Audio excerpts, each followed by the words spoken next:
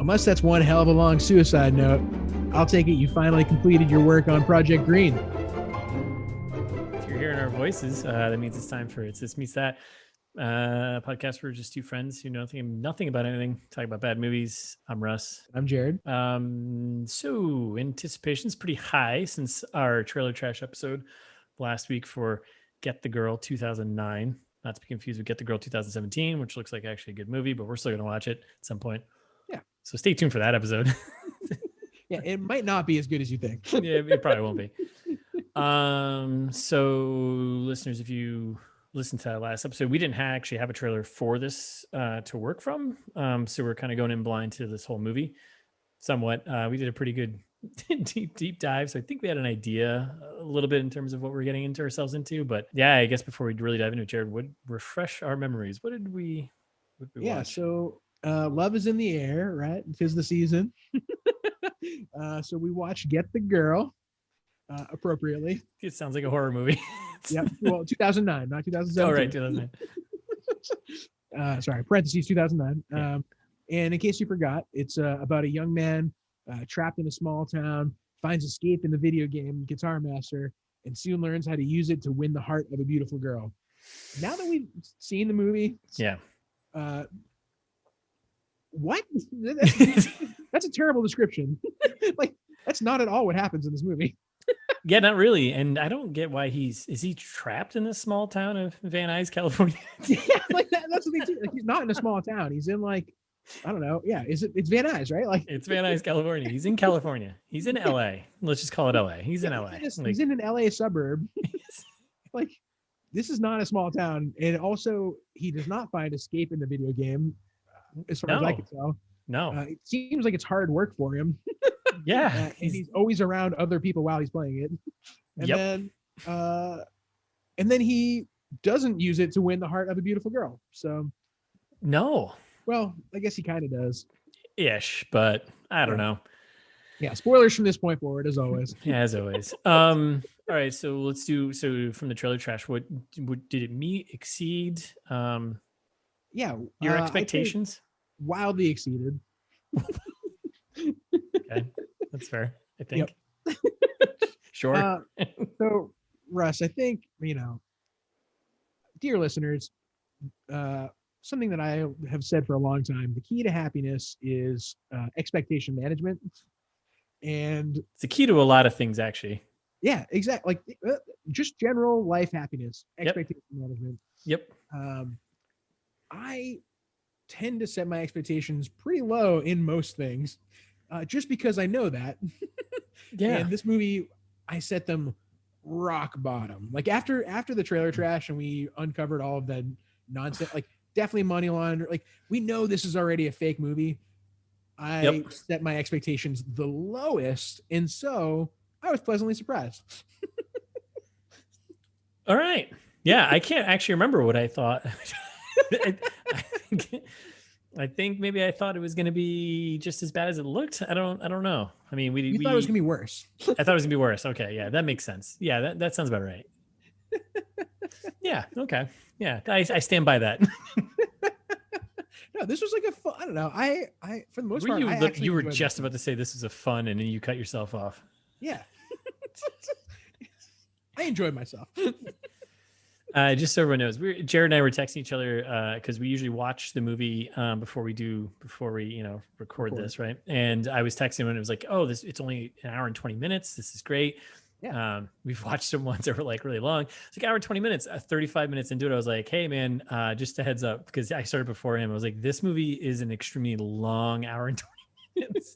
Yeah, disagree. I was like, "I don't know where I am right now. This is taking way too long to get through." It's. But that's where we are. That's what we do. So. Yeah, and I texted you shortly after I started it saying, "I don't know what you're talking about. This movie's great."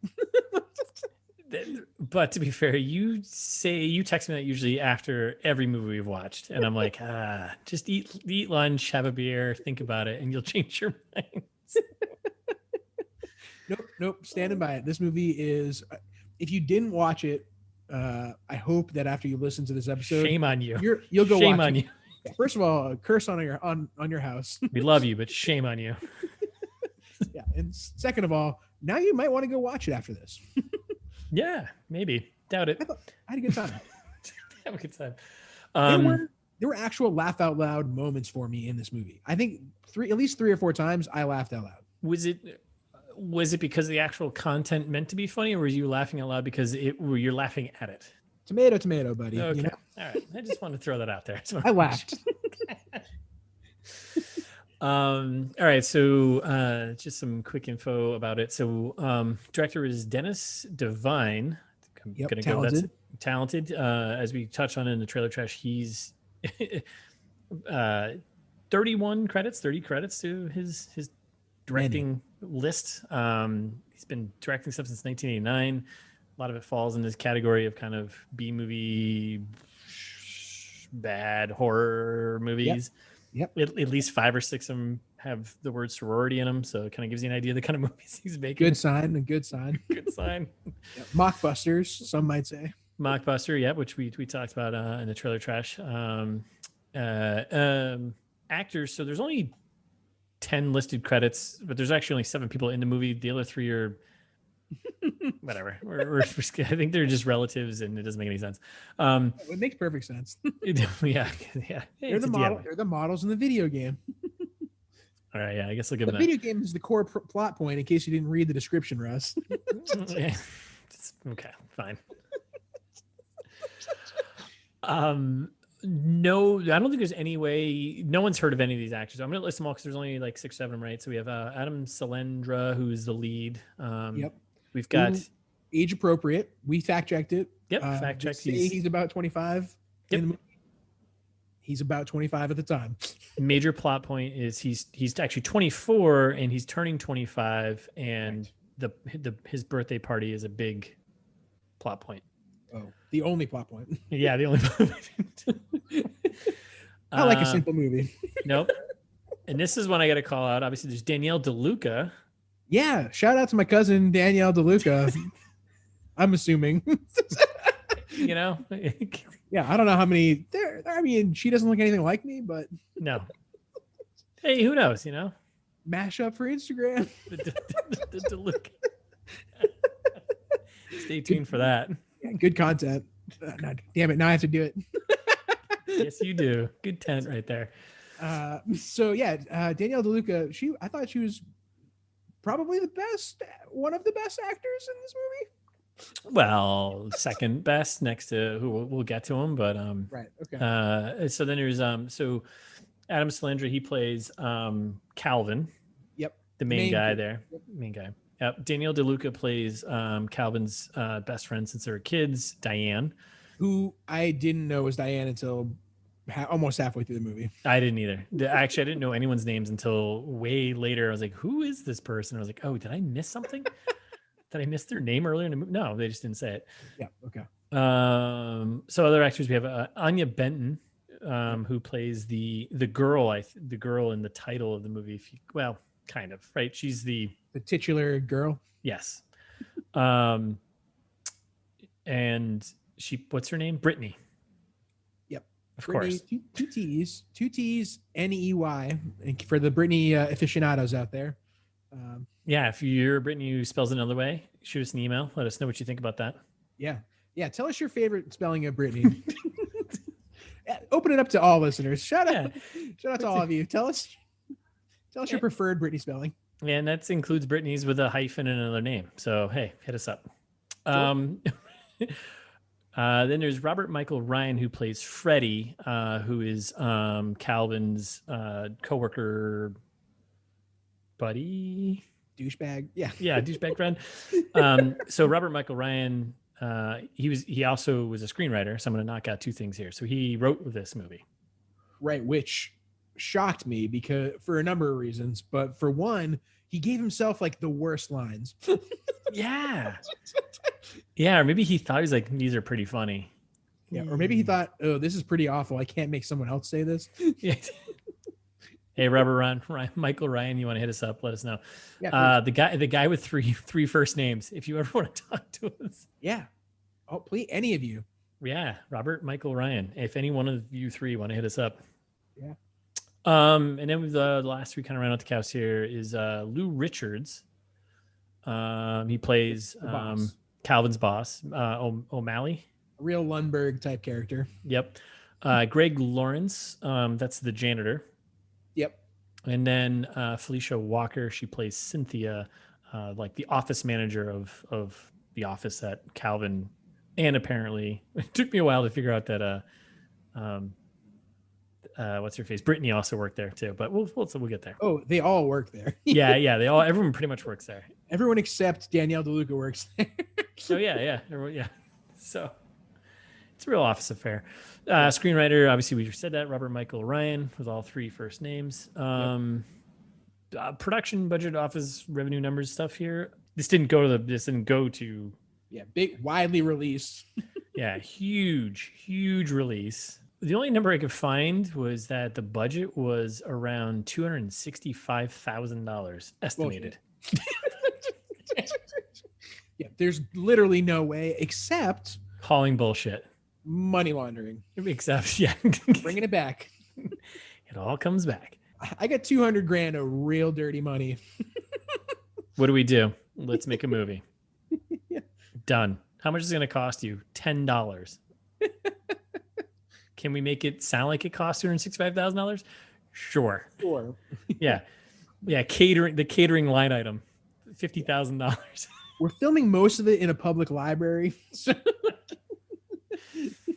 we're using, oh man, I can't wait. Oh, I can't wait to get into this stuff. Yeah, it's gonna be so good.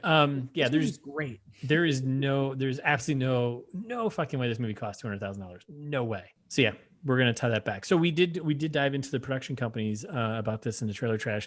And we kind of dove a little deep and, found, yeah, go take a listen first and then come back. There is some kind of tie to some real estate company there, that we think, right. Just throwing it out there. Not saying nothing, but just throwing it out there. Oh, we're saying something. J'accuse. So that's the quick info. Hollywood pitch. What do you got? Yeah, I'll pitch you. All right.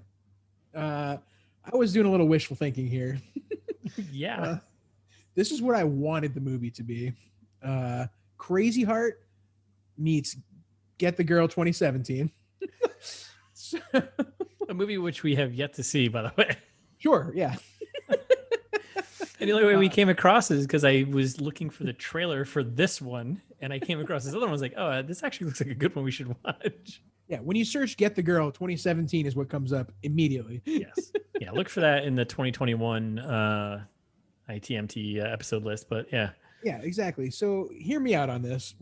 Crazy Heart, right? Great movie. Have you seen it? Yeah. Jeff Bridges? Yeah, I was getting that confused with... No, yeah. One of his finest performances, in my opinion. Wait, that's not the one that's been remade like 3 times, is it? No. No. That's Crazy Hearts. True Grit. No. You were giving like that's Edward Scissorhands. Like, no, what the fuck? What's the movie with where they're singing? With What? Oh, like Mamma Mia? No, God, what are you talking about? Tron? Damn it! Is it a Jeff Bridges movie? Or No, he wasn't in it. I'm getting these all mixed up now. Hairspray? Like, what are you talking about? No, what was the movie that won like Best Picture, whatever, with Bradley Cooper? Crazy, wasn't it Crazy something? Crazy Horse, or is that one or something? Crazy Horse? What the hell is that? I cut all this out, but it's there. No, don't cut any of this. Damn it! All right. What was the one? No, it's not that. No, it's definitely not that. Okay, that's no. No, Crazy Heart. Crazy Heart is a movie where Jeff Bridges plays like a washed-up country music star. Of course, it's the first movie that I ever watched and was like, oh, maybe I like a country song or two. Ever listen to Willie Nelson or like Johnny Cash? Like, good country? Yeah, I know. Good country. Yeah, I like good country. Dear listeners, if you are a big fan of country music, give us something good to listen to. I would love to be a country music fan. Yeah. I just can't find any I like. I was totally off. A Star is Born. That's what I was thinking of. Oh my God. I don't know. It's close enough. Whatever. It's a right. country music singer who's like out in his battle or whatever, right? You're And the some worst. woman comes and saves him and sings a song. Whatever. Yeah, more or less. It's all the same stupid shit. So it's all right, fine. Anyways, Yes, it's kind of like that. The premise is Jeff Bridges, washed up, still a good songwriter, writes some songs for Colin Farrell. It's a whole thing. It goes really well for Colin Farrell. It's great. And I wanted that to be like this movie where, maybe he does write the best song in the world. Maybe he does get the love of his life. Maybe he does. Like I saw a lot of myself in Calvin, our hero. oh boy. And I Don't stop. I just wanted him to be happy at the end. And Crazy Heart's really about, like it's one of those movies where at the end of it, I was just like, oh, I feel good about where this ended. The hero's going to be happy. So anyway, and then meets Get the Girl 2017. One, they had the same title. Same title. That's kind of cheating, but I'll take it. Yeah. And it's about getting a girl through unconventional methods. This is true. Just like, in my mind, playing Guitar Hero and writing a song in Guitar Hero is equivalent to fake kidnapping. Yeah.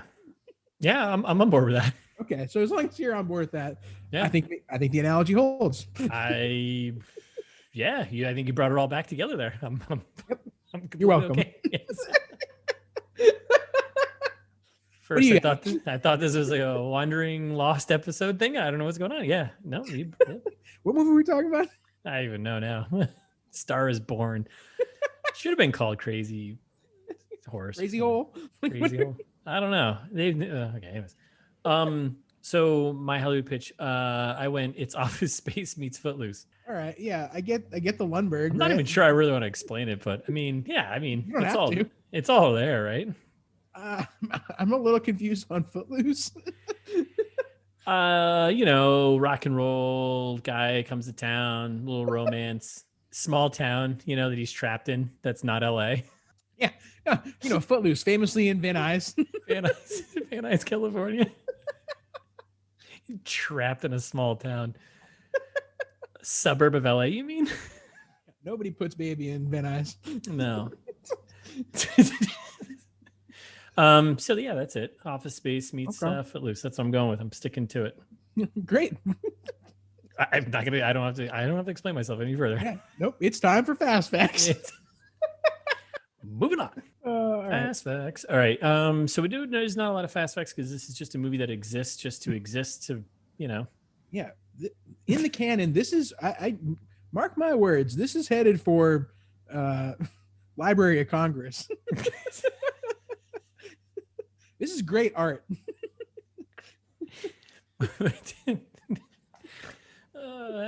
Yeah, sure. Yeah, I still want David Sterling on the podcast. That's why. Yeah, we need him on here, Mr. Sterling. If you're listening, hit us up. Yeah, or Robert Michael Ryan. Yeah, anyone in particular. That's fine. Hit us up. Yeah. Yep. Your cousin. Yes, hey, cuz. You couldn't get her on the show. All right, so Fast Facts. Why don't you do the first one? Because you kind of pulled this up. Sure. So Robert Michael Ryan. 3 first names. Show. Yeah, exactly. Many first names. Many first names. Too many. A man of many first names. He's been in a ton of stuff. Yes. Really, like lots of really good credits. Seems like one of the more legit, just in terms of number of appearances on good things kind of shows. Like he's been in everything, and including a recurring role on How I Met Your Mother as one of the Erickson boys, Marshall's brother. Yeah, which is crazy. He looked so familiar to me when we were watching the movie. I couldn't put my finger on it. I was like, oh, this tall guy is in something else for sure. Known for being a tall guy. As they are. I had no idea. I was just like, Yep. I Met Your Mother. Yeah, and well, so he's kind of like the majority of the rest of the cast has been involved in a lot of other movies from Dennis Devine, the director, and like the production companies that make all these like really cheesy exploitation movies. So like he was in a couple other things. I think Vampire Nights one, Bloodstream is one. That makes sense. Necrosis, obviously. Yep. Then he was in Get the Girl, and then he was in. Well, I guess he was in How I Met Your Mother for like a long. Well, yeah, 2005. Yeah. So he's got that going for him, which is nice. Outer Limits, like that's a good show. Yeah, and he wrote this, and unbelievable. Yeah, and we're sorry, Robert Michael Ryan, but we're about to tear it apart. So other fast stick fact, to acting. Yes, acting. Yeah. Other fast fact we have is so the boss O'Malley here, right? It's O'Malley. Mm-hmm. Is played by Lou Richards, and when you first also get to it in everything. Yeah, he's a journeyman. He's been so many credits. He started on 1977, and like you start listing up the shows, like he's just bit character guy and like a couple episodes here and there, but he's just been working since 77. Like, I mean, he started out in Logan's Run, Fantasy Island, Dukes of Hazzard, Different Strokes, Hawaii Chips, 5-0. like yeah, like pretty much hitting like the stride of like the late 70s, early 80s, like all of the shows that were like huge then, like Facts of Life, all the spin-offs, like Facts of Life, Laverne and Shirley in the Army. all the spin-offs. Like he's just a 10 of Us in the 90s. Late 80s, early 90s. Major Dad, Uncle Buck TV show, which was not that good. That's why it only lasted for a season apparently. Growing Pains. I mean, he's just been in. He's done it all. He's done it all. X-Files, Charmed. Yep. 24. NBA 09, The Inside. He was Coach T, of course. Desperate Housewives? What? Getting it done. He's been in a lot of stuff. Just kind of the guy who's there. And I kind of noticed, like, when he pops up and he does his, it's like, oh, yeah, he's actually, I mean, put a benchmark on the words I'm about to say, but I was like, oh, yeah, this guy actually is probably the best actor on the movie. Oh, he's definitely the best actor in the movie. I was going to say the same thing. Earlier when I said Danielle DeLuca was one of the best, I completely forgot about Lou Richards, who is far and away the best actor in this movie. Yeah. I mean, he's got 40 plus years just doing, everything every year, at least a couple credits every year. So yeah. When he's doing his Bill Lundberg impression, he nails it. Yes. And so that's it for Fast Facts. That's all we got, right?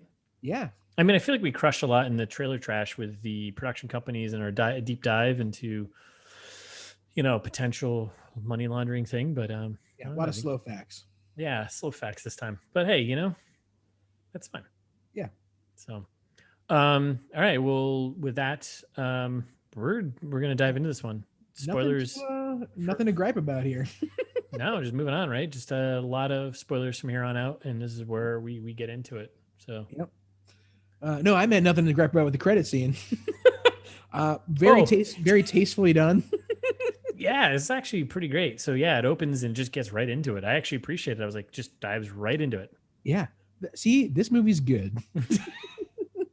Already. Let's see if you can convince me that by the end of this. I just was like immediately I think we just got to shut up alarm clock, waking up with the worst alarm clock noise of all time. I actually called it out. I like that alarm noise. Did you really? It was terribly fake and terrible. Oh, it was fake, but it was kind of fun. Okay. Do you use an alarm clock? No, I use my phone, and actually, you didn't know this? Every morning I wake up to Binary Sunset. Wow. That's I did not know that. Yep, every single morning, except for weekends. Obviously, I'm not setting alarms on weekends like a crazy person. That's nice. That's lovely. But yeah, during the week, I wake up just French horns in my ears, like just like.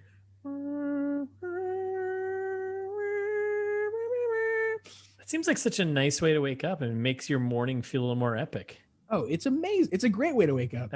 I wake up to, I think, NPR, and it's just like, more shit's gone wrong in the world. Like, what a nightmare, dude! Yeah, I should probably change. I don't know why I even put it on there. It's just like, jumps into the middle of a conversation about talking about some idiot doing something stupid again. I'm like, oh, this is a great way to start the day. Depressing.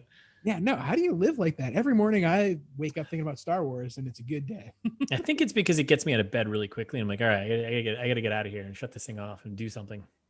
Fair.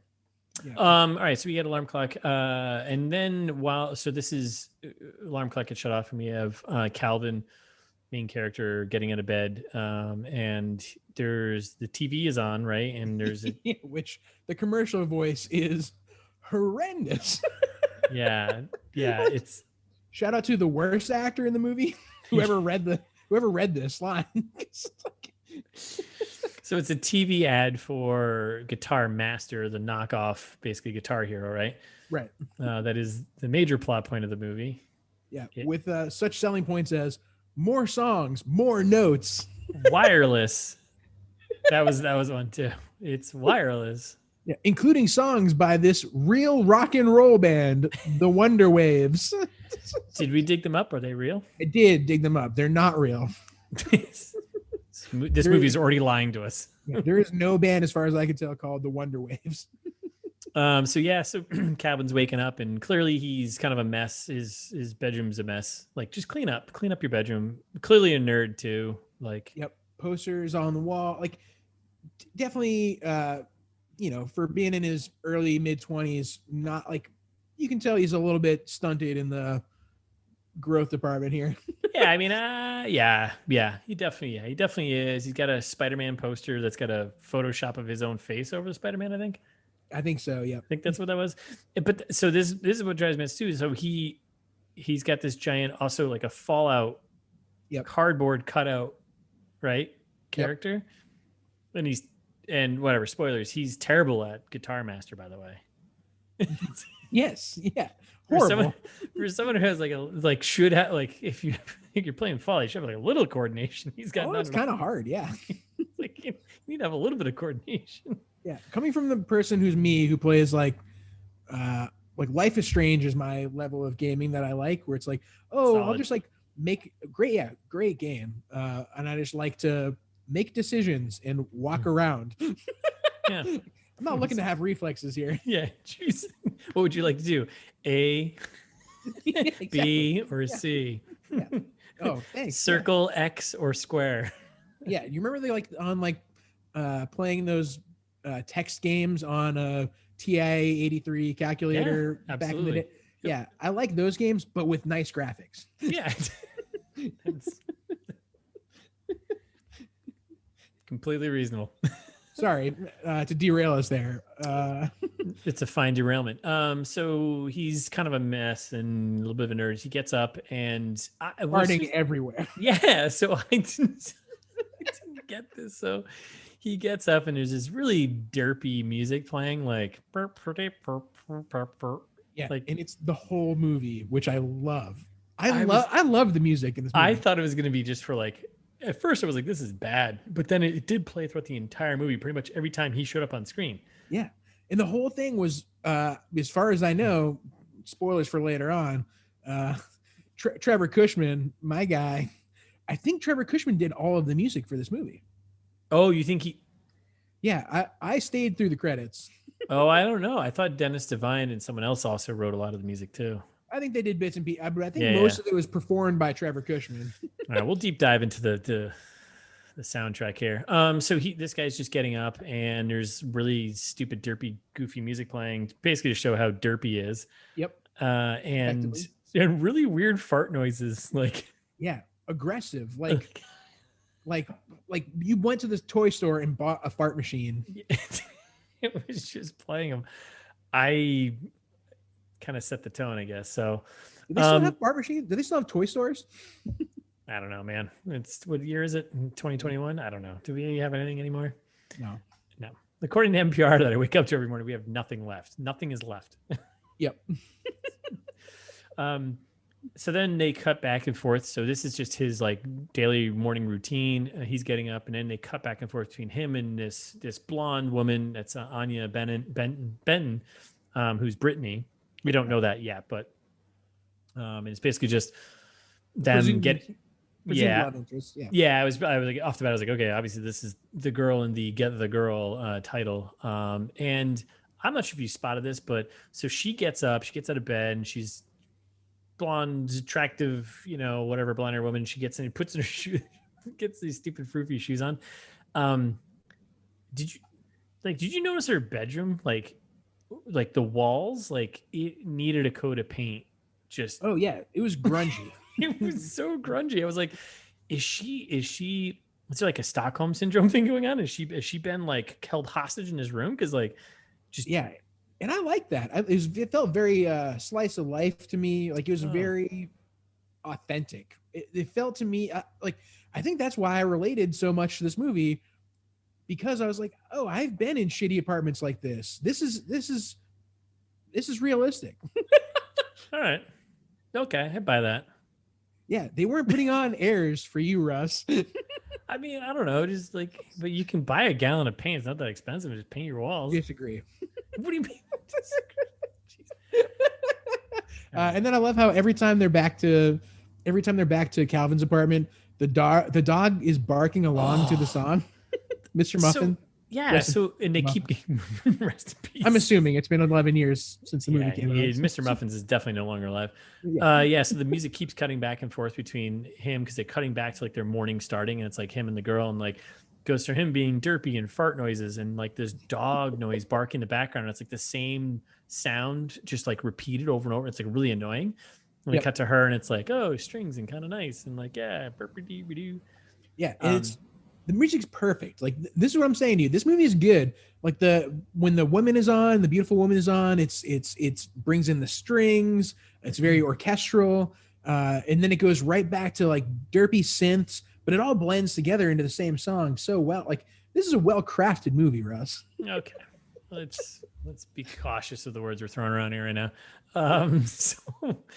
So these two are getting ready for their day. We're still rolling through credits because there's only 10 people in the movie anyway, so it's really quick, which is fine. This is great. Yep. I actually started getting to a point where the dog barking was so annoying. I was like, can someone just make that dog stop barking? Yeah, I would. So intolerant. I was like, stop your dog. Stop your dog from being a dog. And then he's heading out to work, and he walks up the door and he drops the line, "I hate you, Mr. Muffins," as he's walking out through his apartment. Yep. Mr. Muffins is clearly the dog that was barking. That'll come back later. Yeah. Just kidding. It won't. It won't at all. It doesn't whatsoever. Then, okay, so day started, and they head to the office. Right. So at this point, I had no idea what his name was. I still don't think I knew what his name was until a little bit further on here. But so they get to the office, which, by the way, the office is probably the main location for this entire movie. Yes. Oh, definitely. And because it's the only place they had for like one night or something to shoot all this stuff. I was going to say, where do you think it was filmed? Because I think it was filmed in a library. Yeah. Why would you think a library? So the cubicles are obviously wicked fake, right? Yes. The cubicles are cardboard with a sheet over them, which why you would do that as a means of faking a cubicle is beyond me. Yeah. But then the kicker is when they go down the hall to marketing or wherever Anya Benton works, the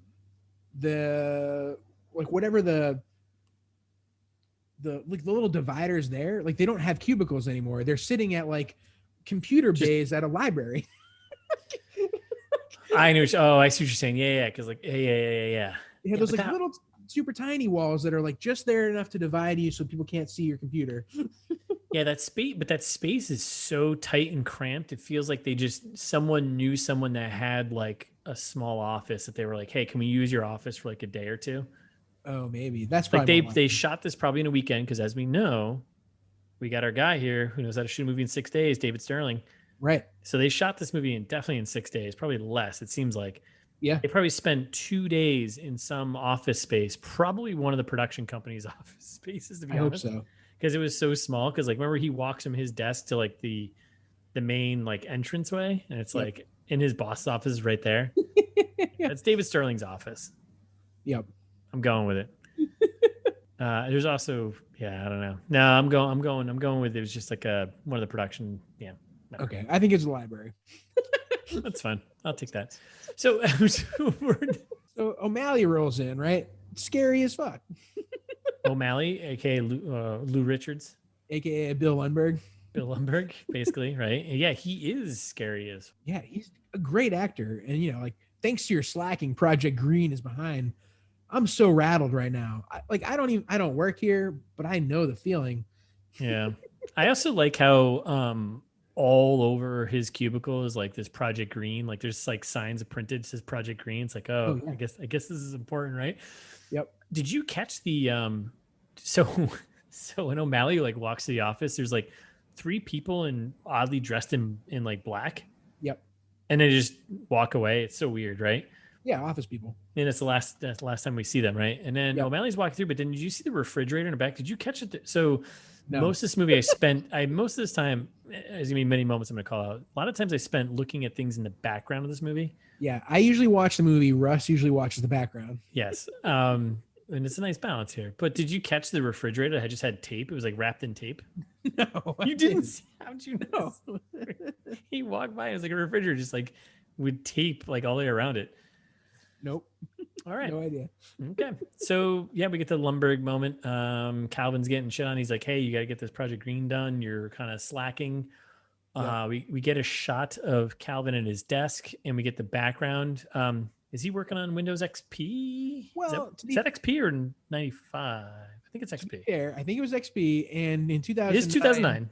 I had Windows XP at my job in 2009. So yeah, I know. No, definitely 2009. It was a long time ago. So yeah. It's Windows XP. He's got reasonable. But we got to talk about the spreadsheet he has open. That is that is the Project Green, right? Yeah. We need to dive into this a little bit. Well, I don't know if this whole spreadsheet. I really hope that Project Green extends beyond the spreadsheet, but I'm not feeling like it does. So basically, we've got Project Green at the top, big bold letters. Hey, it's Project Green. That's what you do. Yeah, you want to label your spreadsheets. Yep. Take as many rows as possible, ideally.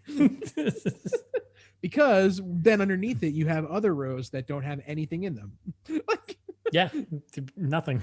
There were a couple of like column labels and row labels, which you wrote down, right? Oh, I wrote them all down because I was so intrigued by what he was working on. Yeah. And on the spreadsheet, Project Green spreadsheet, the column titles were in bold: Chart Life.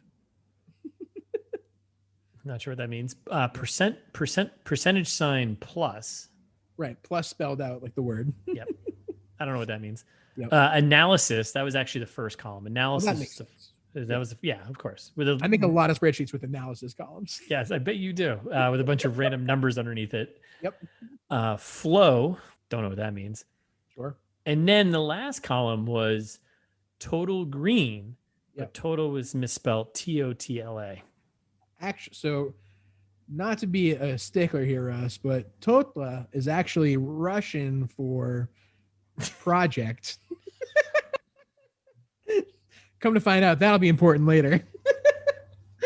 did Totally green? Yeah. Totla green. Totally green. Yeah, we can do Russian accents, right? That's this movie did, which we'll talk about. Yeah, they did it, so we can do it. That means we can do it. Totally green. Yeah. Yeah. Anyways, so we learn he's an idiot. And then we also learn about his kind of scuzzy coworker who pops up, gives some cringeworthy lines. The person who wrote the movie. The person who wrote the movie, Freddie, pops up over the little cubicle. He's got some terrible lines. And then he's asking our hero, Calvin, here, what are you doing this weekend? And Calvin's like, supposed to go see Don't Look in the Cellar with my friends. Oh, so they say it then too. Oh, I missed that. They really advertised Don't Look in the Cellar. Oh, all right. So I missed it that he said, I heard him say he was going to go see a movie with his friends. I didn't know he said the title there. I caught the title later. Oh, nope. He said it here. So we should call this out now then, right? Yeah, exactly. So for the listeners, I had no idea. I thought it was actually, I wrote it down because I thought it was a clever line. I thought they were like making fun of horror movies, coming up with a title like Don't Look in the Cellar. Oh no. Yeah. So then Russ told me because I wrote down the title of this movie because they say it later on. I was like, oh, did you know that Don't Look in the Cellar is an actual movie that Dennis Devine made? Meaning, are these all in the same universe? Yes. Well, no, we're no, they're saying that this movie is in our universe where Dennis Devine is a director. Yes. So these are, yeah, all right. So this movie's real. That's the other, made it so much more relatable for me. Oh man, now this is real. Yeah, I guess that's true. You have scuzzy walls you just don't want to get a can of paint for. You got a movie that's in our, okay, all right. Yeah, you have a coworker that makes you uncomfortable, but you're not quite sure how to call them out. Yep. Says stupid lines like, hey, sounds like he's in the rag today. Like, yep, that's uncomfortable. Yeah, wildly uncomfortable. In today's day and age, 11 years later. Tells a story about a stripper refusing to take his money because she was in love with him or something like that. Yep. Why you're telling a story about strippers at work at all, unclear, but yeah. All right. So everyone's got those coworkers. Okay. All right. So then we get more kind of insight into, still in the office, we get a little more insight into Calvin's kind of incompetency. This is driving me nuts, but so he went to go change the water cooler container. Yeah. Quick side note, I think you call it water cooler. It's a water cooler, right? Yeah. Have you ever heard anyone call it a water bubbler? Yes. And Thais and I were having an argument about this the other day. Literally, actually, like 3 days ago. I've heard someone say a water bubbler, and I was like, you must be from Ohio. You must be from the Midwest. All right. No, so in New England, bubbler. It's split, right? Yeah. People usually say bubbler when they mean water fountain. Like at school, like, in a public school, like a water fountain. Yeah. A lot of people call those bubblers, right? Those are called bubblers. Okay. Those are called bubblers or water fountains, whatever you're into. Water fountain. That's what I call those. But then Thais we were talking about it, and she was like, oh, did you know that those other things are actually the real bubblers? Because they're like the water bubbles in when them. you pour. Yeah. Yeah. And I was like, I don't think so. Those are water coolers. Yeah, those are water coolers. Yeah, and it was we had a whole thing. Now I'm curious about what part of the country and the divide of like who calls it a water bubbler and a water cooler, right? Yeah. Here's more social media content for us. We'll do an Instagram poll. All right. Yeah. Love it. So he goes to change the water cooler. We're going water. We're water cooler guys. We'll go water cooler. Yeah, we call it water cooler. So the big 5-gallon jug upside down. Yeah. And he goes and picks it's empty because he gets a thing of water. So this is again me paying attention to things in the background. Did you catch that the bottom of it was just a cardboard box and a trash bag? No. Are you serious? You didn't see that? No, because I was too busy watching the movie. So while this is happening and Russ is paying attention to the bottom of the water cooler, nothing else is happening. They're interspersing it with random scenes of Britney that make no sense. Yeah, like red lights and make it look like. So this is a common theme throughout the rest of the movie. They keep cutting to like all the character, which this drives me nuts too. Every character has a fantasy scene moment of someone else dancing around, like kind of lewd, almost partially, mostly naked. Kind of lewdly. Kind of lewdly. Is that the right? Yeah. But meanwhile, so they cut back. So he's having a fantasy moment of seeing Brittany, the blonde hair from the beginning, dance around in some short, skimpy outfit, and he's changing his the water cooler, and spilling it everywhere because he's also trying to open it while it's on his shoulder. It's like, dude, I can't root for you. You're an idiot. You're dumb. Stop it. Put the thing down. You carry it over. You put the thing. You pop the cap. Come on. I loved it. I loved every second of it. He spilled probably 3 gallons of water all over himself. Yes. And no one said anything about it. Well, there's only 5 people in the office, and Cynthia was just standing there being like... Cynthia watched it happen and didn't say anything about it. Yeah, I've just been laughing at him. It's like, you're an idiot. like imagine, we work together. Imagine if someone that we worked with did that. We wouldn't stop talking about it all week. Yeah, it would be conversation at lunches. It'd be conversation every moment in important meetings. Like, hey, how are the numbers looking? I don't know, but remember when Elliot spilled 3 gallons of water on himself? Hey, Elliot, if you're listening. Yeah, shout out to Elliot. Send us an email. Anyway, can't believe you didn't catch the fact that the bottom of the water cooler was just a cardboard box with but I'm not surprised. I think I had given up on the set pieces. Like most things were just cardboard wrapped Yes. in something else. So I figured they were going to do that with the computer. It's called suspension of disbelief for us. Like, watch a movie for me one time. The computer's just a cardboard box. Like, oh, cool. I'll use my imagination for Windows XP. This is also when I found out, I didn't know that Brittany and Calvin worked together. Well, you still don't know because she's like a stripper. Well, no, but so after the whole fantasy scene and him finally changing the water, which now went from 5 gallons to 3 gallons because he dumped it all over himself, she comes out of the back office and was just like, and that's where he gets like a little awkward, right? He's like, hi, Calvin. I mean, Brittany. I'm Calvin. I'm Calvin. Like, I don't care. Yeah. I don't care. You can't speak. What's wrong with you? Yeah. And then we cut back to, I love like the random cuts back to the cubes where when Freddie and Calvin, like Freddie is abhorrent, right? Like everyone, like Freddie is a terrible character. Definitely a monster, should be in jail for something. Probably. Like he's definitely assaulted women, or he's definitely a bad person. Yeah. His outside of work activities are probably a little questionable. And yeah. But like, I love when he interacts with Calvin because it's always so dumb. It's very dumb. Like, wait, I love this is when they cut to, like, real quick, for some reason, this is a scene. Freddie goes, hey, can I borrow your stapler? And he staples his papers and he goes, well, that's it. Like, time for lunch. Like, wait. It's kind of great. Oh, you just need to do that one thing before. Okay. Someone keeps stealing my stuff. Big plot point that comes back later. Yeah, exactly.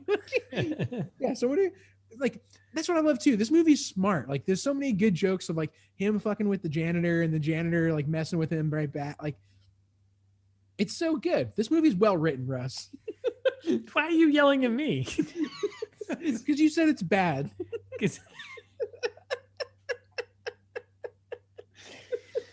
Oh my God. All right. So we're at there. And then we kind of some wall, right? Sorry. Yeah, we're at some weird wall, and we cut to, I think was like next to like a lady's bathroom or something. And it's this weird, like a brick wall. Yeah, we're at a brick wall somewhere, like outside. And Brittany is sitting here having a conversation with her ex-boyfriend. Well, soon to be ex-boyfriend, currently becoming ex-boyfriend. Currently becoming. So she's just on this tirade about how jumps right into how this guy, who we don't see his face, it's just over the shoulder. So we just see, the back of his neck and his head, and he's got sunglasses on, and her ranting about how he's breaking up with her, and she's like flipping out because he's breaking up with her, and she's like, I should be breaking up with you. Sorry, I can't stop laughing. He's dressed like a Unabomber. Yeah, he's dressed like Che Guevara. I'm like, who's this terrorist? That's like yeah, and he doesn't say a thing. He's I'm team this guy. Like, he's got like a beret and like weird sunglasses on. They're at a brick wall, but it's clearly also inside. Yeah, and it's like, aren't you at work? Why? So would he come? I'm so confused. I was confused. So he's there. He doesn't say a word. She goes on a rant, and he doesn't speak at all. Yep. And then I'm actually convinced that guy is the same guy that played Al, which we'll get to Al. Okay. Oh, Al is. I love that. Yeah. Al is my favorite character in this movie. I think I know Al. I don't know. I think Al was a lot older. I don't know. Probably. I'm hoping it's both Dennis Devine here. Maybe since '89. That's got to be him, right? Yeah. So then we immediately jump back to her at the office manager's desk there, Cynthia's desk, crying because she was like, during her spiel about how like, you can't break up with me, and I'm gonna shed a single tear for you. We cut back to her crying at so-and-so's, Cynthia's desk, right? Yep. And she goes ranting on about how like she dated he was an unemployed musician. Yep. Okay, classic. And she went and said how much she just loves guys that play the guitar. Yeah, and Cynthia was pretty much flaws. Yeah, and Cynthia was pretty much like, kind of a voice of reason, which she was a few times randomly. She had many lines, but she was just like, yeah, you keep dating like scumbags, and he was kind of a scumbag. Yeah, Cynthia's the hero we need in this movie. Like, what's it, Felicia? I can't remember her last name. Felicia Walker. Felicia Walker. She's definitely like the sneaky hero of this movie. Yeah, and she has like 5 lines, but they're all like, yeah. This movie is awesome. So then we got in the corner, Calvin weirdly spying on the conversation. Like, how can you not see him over there in the corner, hiding behind like a wire rack and it's like the water cooler. Yeah, it's so weird. And then it jumps to another cut of a fantasy scene of I started skipping those. Yeah, Brittany walking around in like very clad clothing. Yep. Which happens multiple times throughout the movie, and it's just like, well, and so like I'm getting like a lot of real Zach Morris kind of vibes from Calvin. Like, he's constantly daydreaming. It's unclear if those daydreams are reality or not. I think he kind of breaks the fourth wall a couple times where I'm like, are you talking to me? He does, because he fucked up. I think, it's because he's a bad actor, but in my mind, he's Zach Morris. Freeze frame. Yeah. So then we go back, and we're still in the office by this. It's still the same day. Nothing has changed on Calvin's computer. He hasn't done any work. No, nothing at all. Nothing. No work. Spreadsheet. And by the way, and this is past lunchtime. Right. Yeah.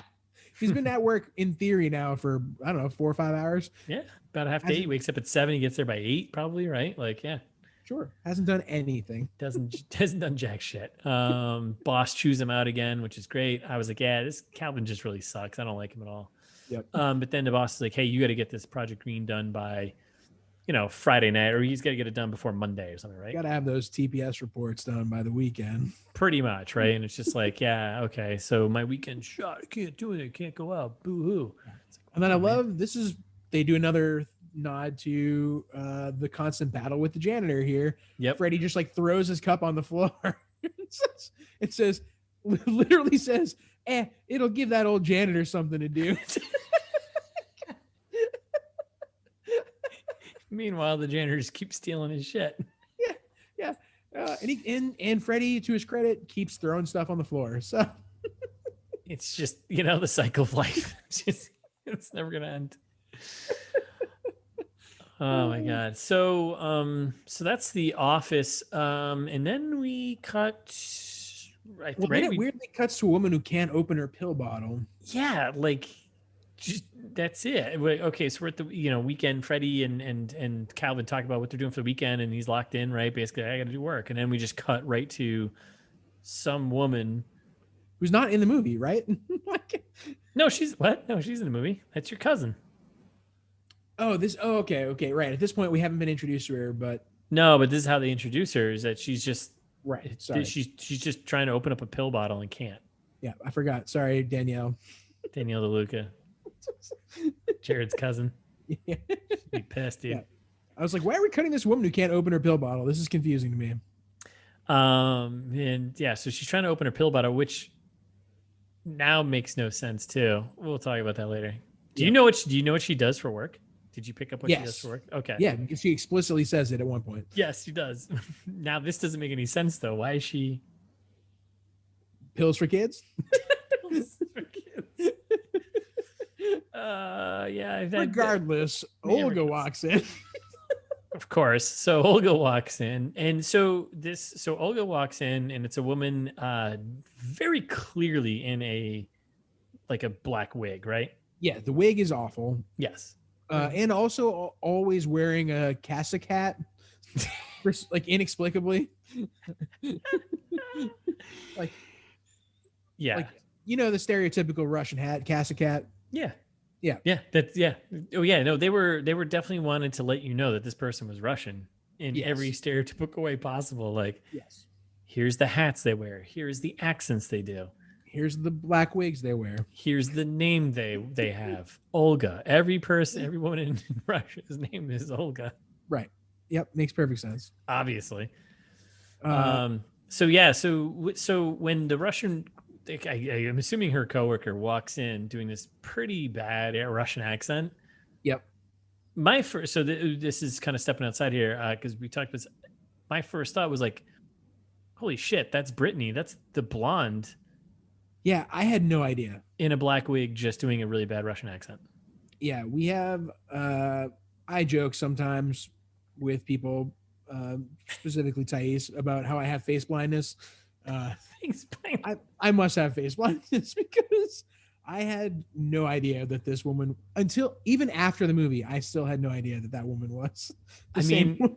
It was, it was a pretty good disguise, but no, it was pretty clear. I was like pretty sure that is the blonde just doing a really bad Russian accent. Yeah, laying it on real heavy, like saying, like leads in with like, in Russia we break laws all the time. You're like, oh, okay. That was a pretty good little gem, right? Yeah, and then she speaks Russian, which I wish I spoke Russian to. Hey, if we got any Russian speakers out there, hit us up. Watch the movie. We did have one listener in Russia, according to Podbean. So. Oh, well, maybe we'll have two after this episode. Yeah, it could be a bot, could be a real person. If you're not a bot, send us an email. Well, and so then this is when we talk about don't look in the cellar. Right. Because this is when I caught that they said don't look in a cellar. Yeah. And I love the way they introduced this because she's like, oh, I'm going to see Don't Look in the Cellar with a friend. And clearly alluding to earlier when Calvin said, I'm going to see Don't Look in the Cellar with a friend. Yep. Oh, this is the friend. And then she goes, have you heard of it? And Olga says, no, sounds terrible. It's self-aware. Yeah, self-aware, self-deprecating. Well done, Dennis. I like it. And then she's like closing out with weird, maybe Russian proverbs like eggs and butter are better fresh. And you're like, yeah. Okay, sure. Sure. Is that an expression? I think it's just true. All right, so we got some great Russian advice from Olga. Eggs and butter, better fresh. Yep. Seems reasonable. And then we cut kind of like abruptly back to Calvin's office late night because he's working late. Yeah. So inexplicably, this I didn't even call this out, but he's working late nights all the time and accomplishing nothing. Yeah.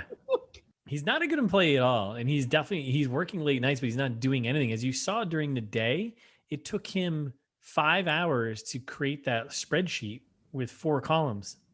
No, the spreadsheet was already created for him. No, that's right. And it sat there. He did nothing then. Yeah, there was that was the thing that got me. I figured maybe there'd be, maybe it would be a new spreadsheet. Maybe it would be halfway down, like show some kind of progress. Something.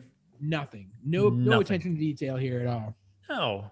His boss has every right to scream at him. He's terrible. He's a terrible employee. Yeah. And yeah, so back at the lab and he's back at the lab. He's still accomplishing nothing. This is where we meet the janitor, right? My favorite character. Yeah. We meet the janitor. And so the music has been still kind of calmed down its goofiness, but it's still been pretty goofy. And then it cuts to like the janitor and like this really bad like blues. Yeah, I like it. Keyboardy thing going on. Yeah, it makes as much sense as the rest of the janitor's character. Yes. So and I'm in. The janitor is supposed to be obviously the old wise guy giving you some advice, right, about life. Right, who seemingly was some kind of rock star in a past life, or like he's reminiscing about, some people say you're crazy to give it all up, the fame, the money, the women, and it trails off here and there, and you're led to believe that like this is just the beginning of, like, it gets way more obvious later on. At this point, they're just kind of like throwing it aside as like, oh, this guy knows what he's talking about. He's seen some shit, he's lived the life, right? Yep. Because he does say later on, he's like, oh, don't let the job define you, Really good advice. That's when I started tearing up again. See, this movie's a good movie. It might be. We'll see. We'll see when we get to the end. And so that's that. So we get the janitor character. He's there. He pops up quite a few more times. And then we pop back to Calvin heading home. Yep. And this is a moment where he was supposed to be going to go see Don't Look in the Cellar. Right.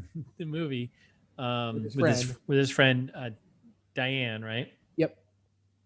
obviously they didn't go. He shows up at home and she's just waiting for him on the stairs. Yep. Which seems a little kind of needy. A little bit. Like, I mean, I don't know. Like, they had their cell phones existed in 2009, right? As far as I know, yeah. Yeah, and they had them in the movie. I mean, I don't know. Like, if you and I were supposed to go to see a movie together, and you're like, oh man, I got to work really late. I don't think I'd go to your house and wait out front of your place on the stairs. Well, actually, no, you got a beach out there though. I'd go hang out there. Like, I was gonna say I actually might do this. Yeah, I actually would. But given context, I wouldn't sit in like the hallway stairwell and like on your stairs and like awkwardly like I'd be like, oh yeah, man, I'm just gonna go hang out on like the beach that's right across the street from where you live. Exactly. Or go get some beers at the bar down the street. Why don't you meet me there? Sure. Lots of options. And then we roll. This is when we like get our first real glance of Calvin's apartment outside of his bedroom. And they're sitting in the living room, and it's kind of shitty, but it's not as bad as I was expecting. Yeah, it should have been really shitty. This is also the first time we get his friend's name, right? Diane. I didn't pick it up until way later. So okay, all right. So yeah, just a heads up. You don't know her. We don't know anyone's name. I know her name is Diane only because it's my cousin. Come on. Yeah, obviously. I know every role every family member I've ever had is had in any movie, large or small. So they're hanging out in his living room, which I agree doesn't look as terrible as I was expecting it to be. No, and they're like eating this pizza though, which looks abysmal. It looks terrible. He's like, he apologizes and says, sorry, this pizza's so stale. But what he fails to address is that it also looks like it's a chunk of bread with sauce on it. Yeah, it looks pretty bad. I don't know. Yeah, maybe we're a little spoiled up here with the pizza we have, but yeah, it's sure. It's California, but I mean, come on. I mean, go to California Pizza Kitchen, get the frozen version, like, and put it in your free. It's way better than this. Whatever you got, don't do that again. She does have a pretty good line though, because then she's like, "Yeah, the pizza's not that good," and she's drinking the beer. Yep. And it just looks terrible. Yep. And she's like, "Oh yeah, word of advice: don't buy beer that's on sale at the 99-cent store." Yeah. And at that point, I got jealous, and I was like, "Wait a second, they have 99-cent store beer? That's not a thing. That's not a thing. No way." And then this is when he kind of gets into like a little moment of him kind of talking about like, yeah, he's 24. Where's his life going? He's 24. This is the first relatable moment for me. Yeah, and he's like, I'm gonna be 25 this week, and I think this is also when he says some stupid thing like, "What have I done with my life?" Yeah, I have nothing to show for my time on this planet. He says, "You're 24, man. Like, I don't know." No, but I've been there. Like, I mean, I'm 31 now, right? I think so. And 25. I was thinking the same kind of thing. Like, I get this guy. I get Calvin. Like, what am I doing right now? Am I just, making spreadsheets for the man every day? Is this my life? Sure. Hey, man, I was doing that up until, this year. I'm still doing it. We're all still doing it, except for you. For me, until I have to again. But yeah, this movie, sympathetic, Yeah, no, I get it. Yeah, 25, 24. Yeah, I think I was doing it. Yeah, we're all doing it. You'll do the same thing, right? Quarter century. You're like, oh man. Yeah, but he's like, I don't even feel like an adult. It's like, well, dude, clean your room. And you know what? Step one, clean your room. Yeah, try and grow up a little bit. Grow up just a little bit. Just clean your room. Clean your room. Take down a Spider-Man poster. You'll feel a lot better. Right. You'll feel a little bit more like an adult. Super unrelatable. Diane says the blonde trollop at work. So, referring to Brittany. I know exactly one person who says trollop. And to be fair, he is younger than me, but no one says trollop.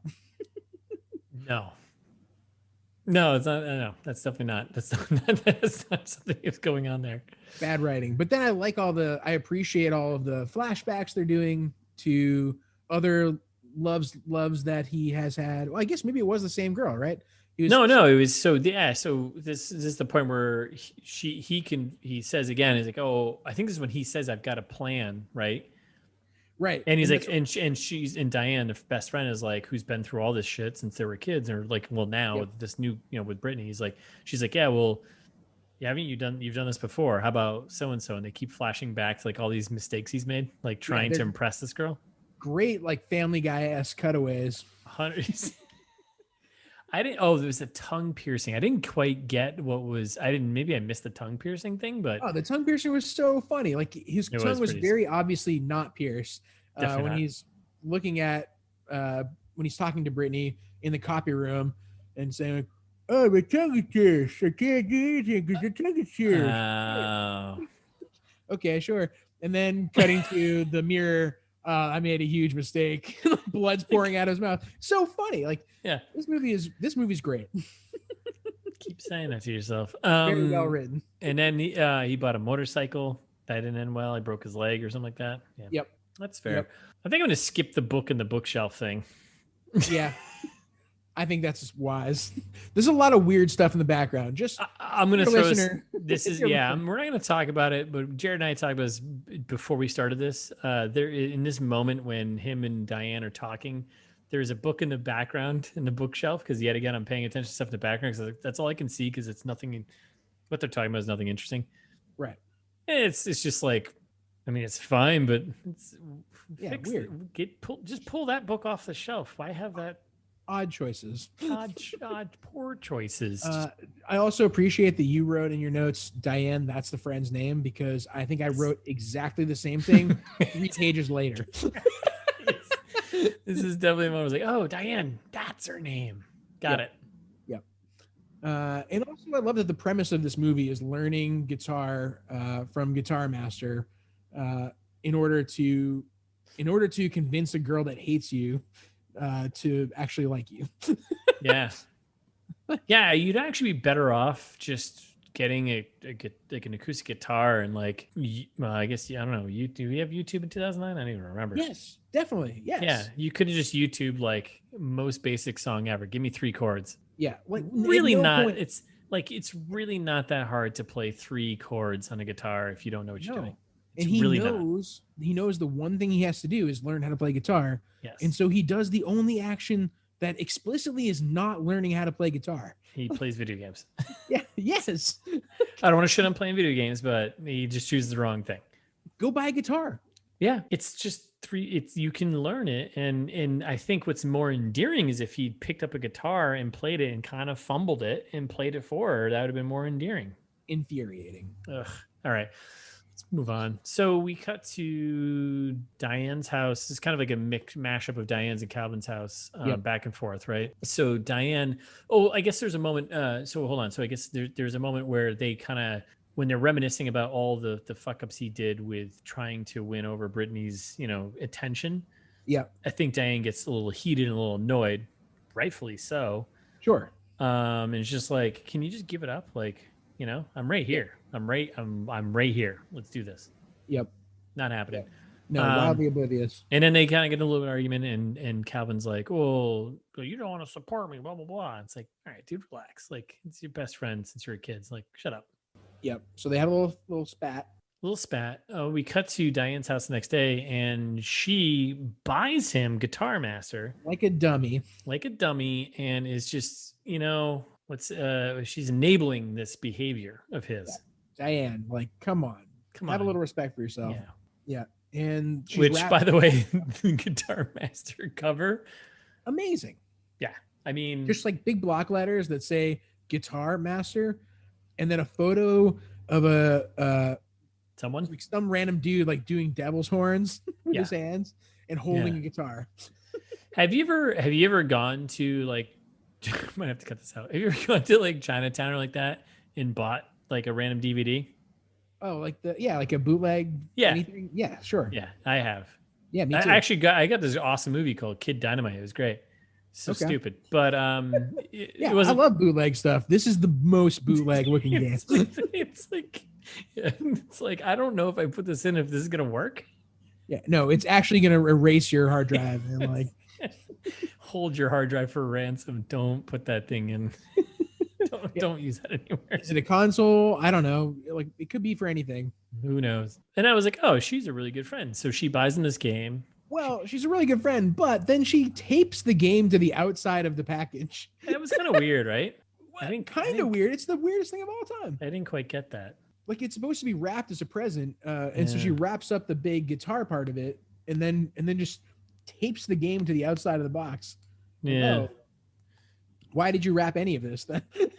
I guess they didn't have time for him to, open the box to find out what it was. Maddening. The shittiest gift giving ever.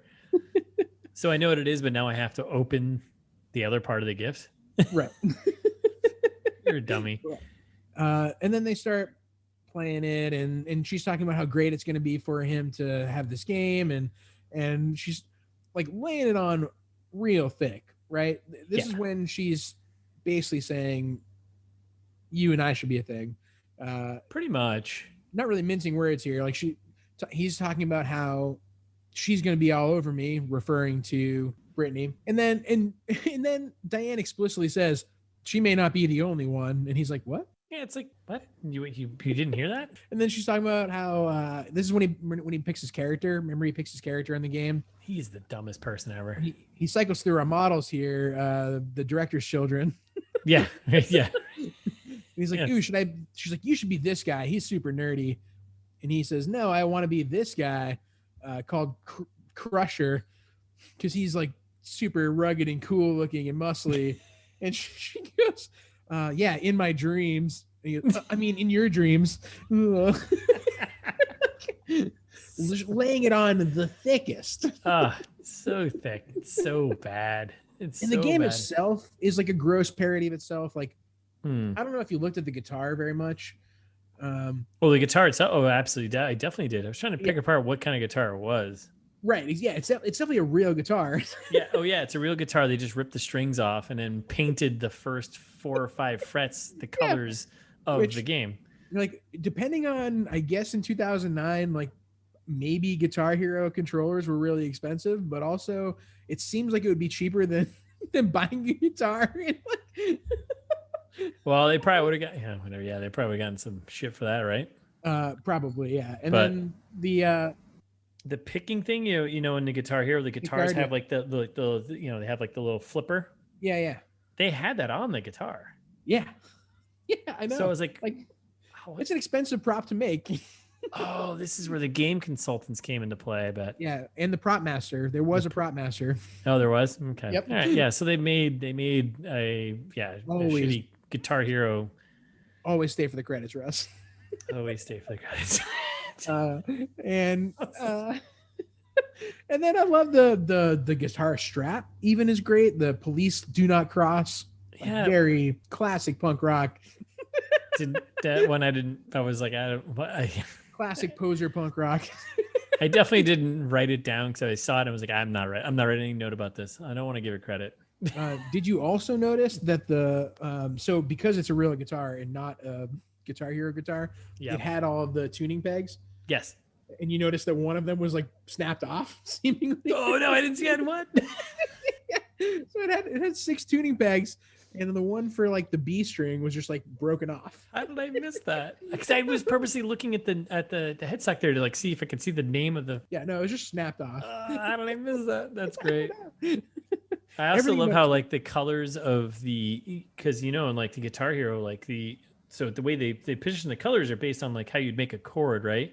Yeah. But all the colors that they would show on the screen and the ones that would show on the fretboard were like not lined up to how you would actually hold your hand. Like, oh yeah, they were different colors. I mean, like, yeah, it was just like, nothing made any sense. It was like, what?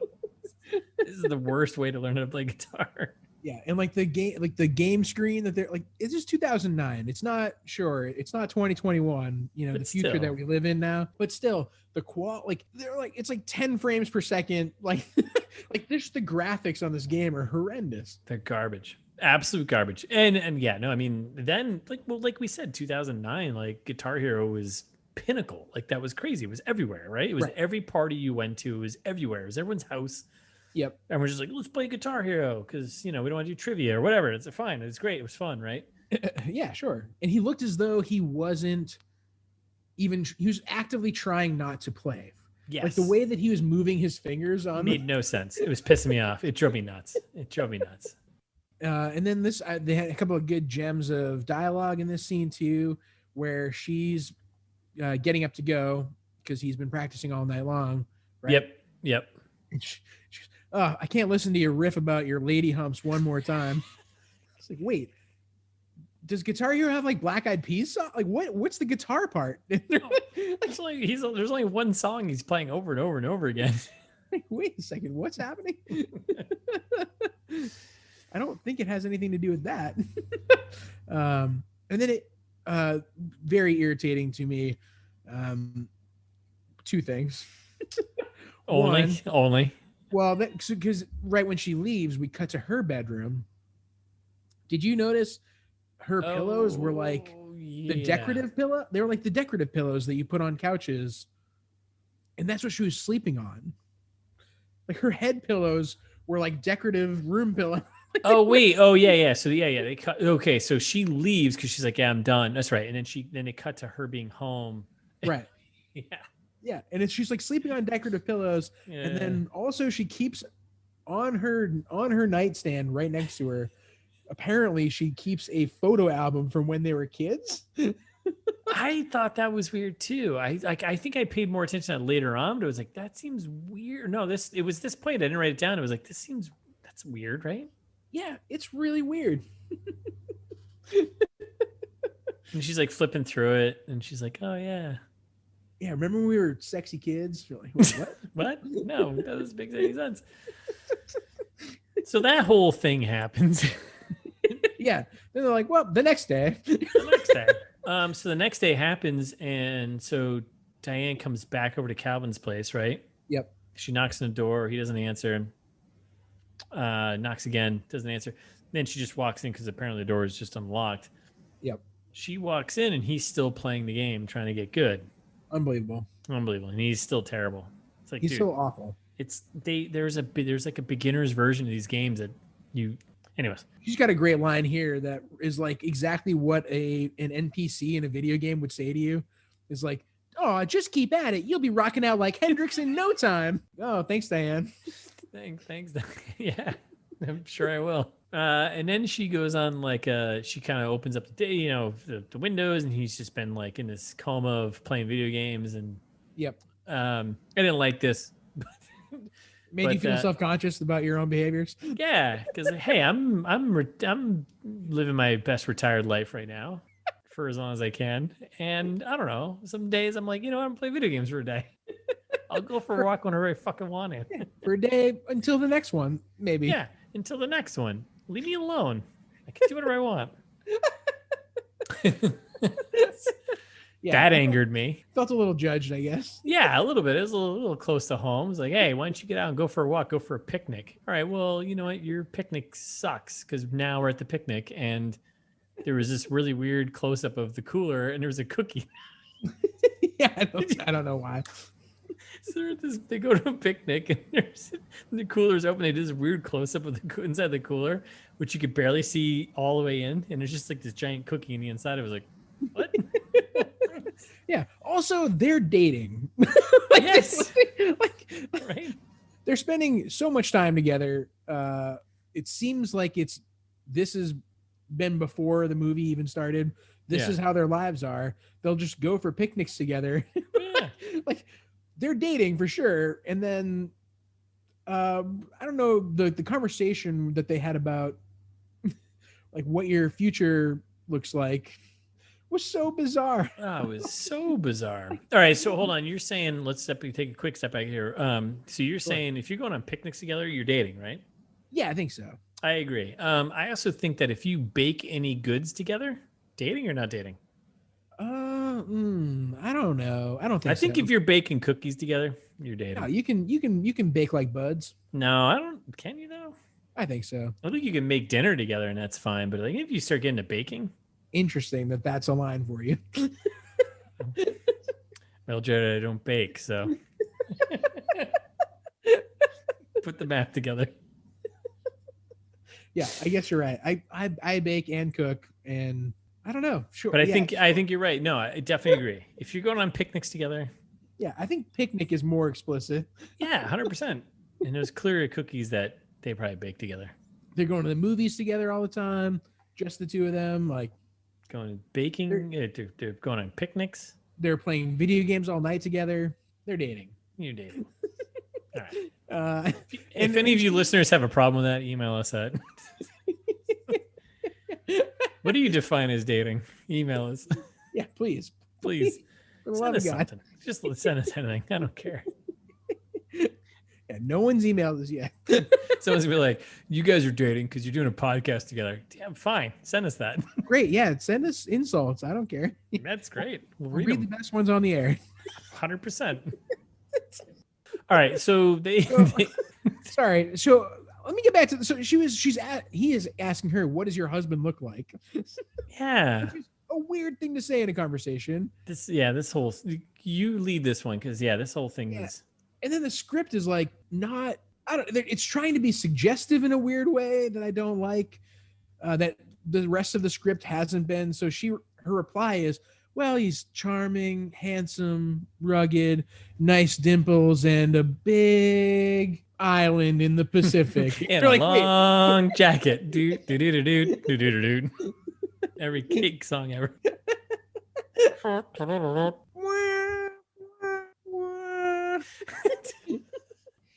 And then he's back to his whole thing of, what if my life's already peaked? And I'm like, guy, you're 24. Come on. That's right. Stopped writing notes because I was pissed.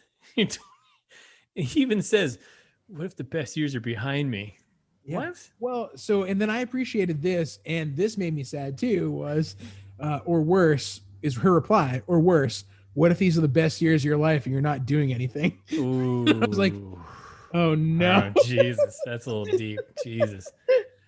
Oh man. I don't want this movie to make me rethink my life choices. Yes, this movie's heavy. That's what I'm saying.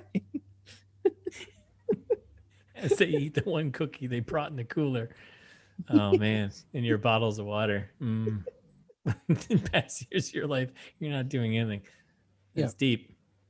And then we get a little montage of Calvin practicing again, back at the game. Yeah, so he comes back, montaging. He's still pretty terrible. You get another weird fantasy scene. So he's like waking up between him practicing and waking up between fantasies of Brittany, aka Olga.